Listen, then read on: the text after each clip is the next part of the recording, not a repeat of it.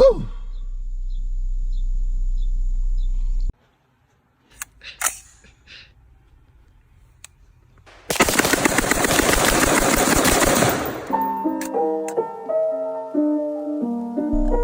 YouTube, what it is, it's your boy Diesel from Diesel TV.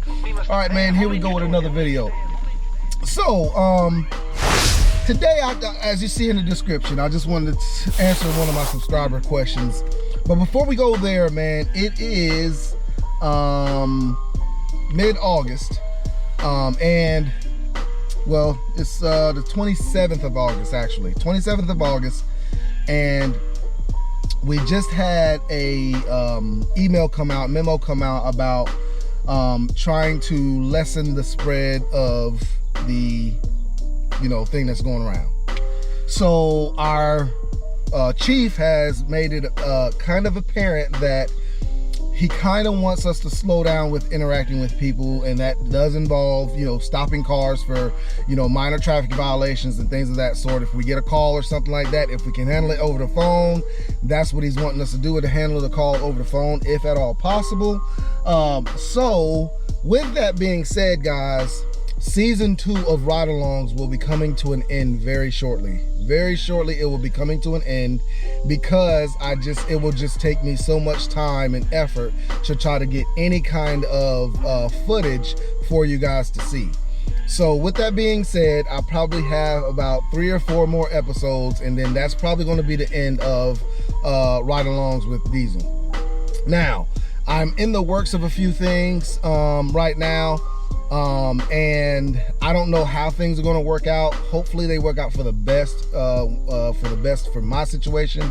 And if it does work out how I want it to work out, I'll probably have to step away from YouTube for a couple weeks. I don't know how long a couple weeks could be. It could be a couple weeks, couple months, something like that, maybe a month or 2, so I can get everything situated that I got going on. So we'll see what happens. I've already started the video process of it.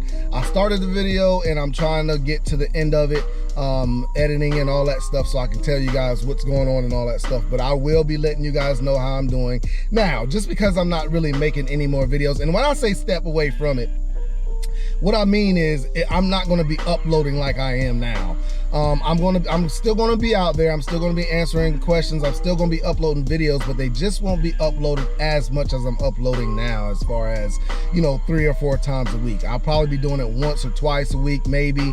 I'm still going to be going live on other people's channels. Most likely I'll be doing other people's channels. I will try to do some lives on my own channel. But like I said, man, if everything works out like I want it to, it's going to be a good thing, and I think everybody's going to be happy about it, because in the long term, it's really going to help out with the channel and all that stuff. So, moving on. Like I said, you guys see it in the description.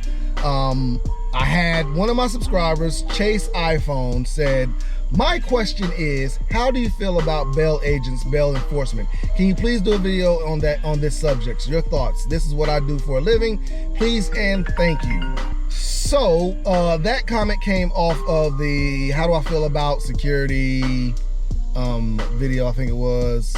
It comes from the "How does Diesel feel about security" video. Okay, so my thing. Okay, so let me start off by saying, I've had some dealings with bail agents as an officer. Never been one, never really wanted to be one. I used to watch the Dog the Bounty Hunter and stuff like that, back in the day on the TV and things. And it's just one of those things where I, as a law enforcement officer, in the interaction that I've had with bail officers and bounty hunters and bail enforcement and stuff like that, I understand they have a business to run. Don't get me wrong. I understand they have a business to run, and I understand the law makes it available for them to go ahead, and if they put money up for somebody to not stay in jail, then they have the right to go out and get that bounty back into jail so they can get their money back. Fully understand that. But I have stayed away from them because from what I've seen in the past, bail agents and bail enforcement and bounty hunters, they're just so dangerous.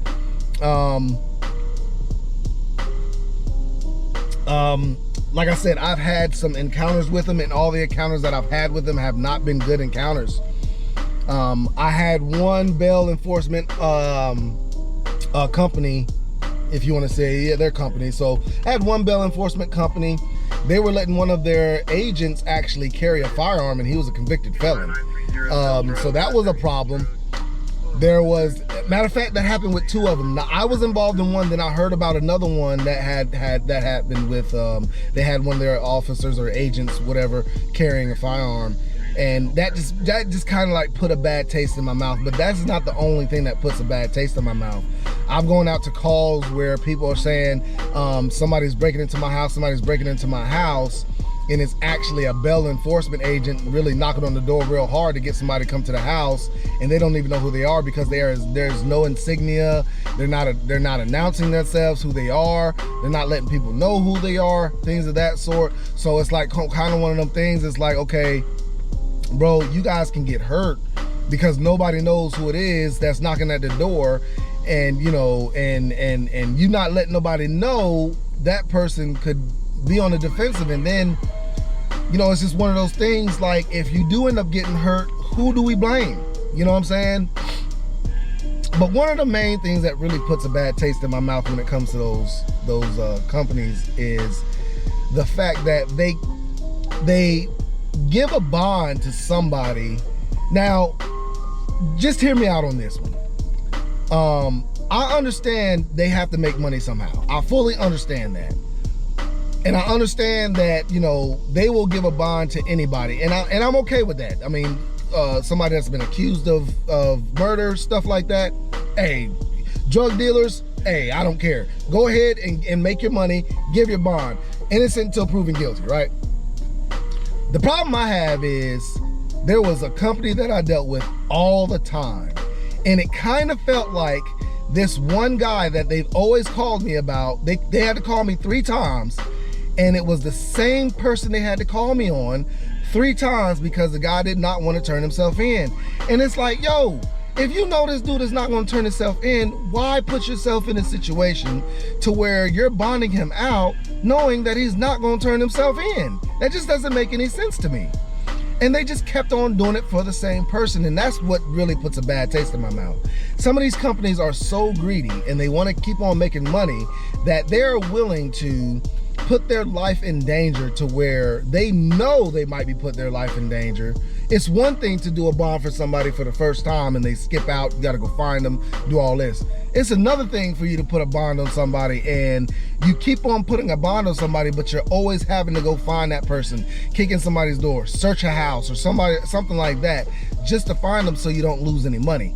That's what I have a problem with. So when it comes to bail enforcement or bondsmen or whatever, I have no problem with the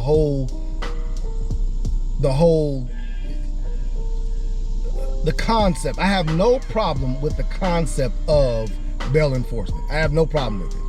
I just have a problem with how some of them operate and do their thing. It's one thing, you know, as far as law enforcement, we cannot help bail enforcement, not no way or any other, because they have the right to do some things that we don't. They have assets that are at stake when it comes to their bail, their bond, you know what I'm saying? So the law allows them to go a little bit further than what law enforcement is allowed to do. When they have a warrant on somebody and it is that address and all that stuff, and they know that person's in there, they can go and search for that person. Or if the person put down that address as them, they can go and search at any time they want to. Law enforcement, we can't do that without a search warrant or active warrant, and we know that person's in there.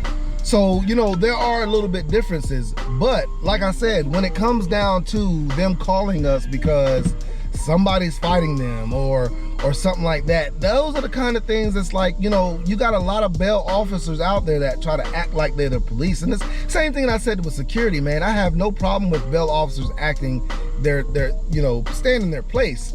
But when they start acting like they're the police and stuff like that, and they're gonna come in there and they're gonna enforce the law and stuff like that, that's what I have a problem with, man. So, like I said, I don't have a problem with the whole concept of bail enforcement or, you know, bondsmen or anything like that. It's just certain people that are in the industry that I have a problem with and how they conduct themselves, especially when it comes to you know what you're getting yourself into by giving this certain person a bond, and you continue to do it and then want to call law enforcement to help you when you can't find them or something like that. That's what I have a problem with, okay? So I hope that answered your question, Chase iPhone. I really appreciate the support, man. Appreciate the question. And that's gonna be the end of it, man. Make sure y'all hit that like button.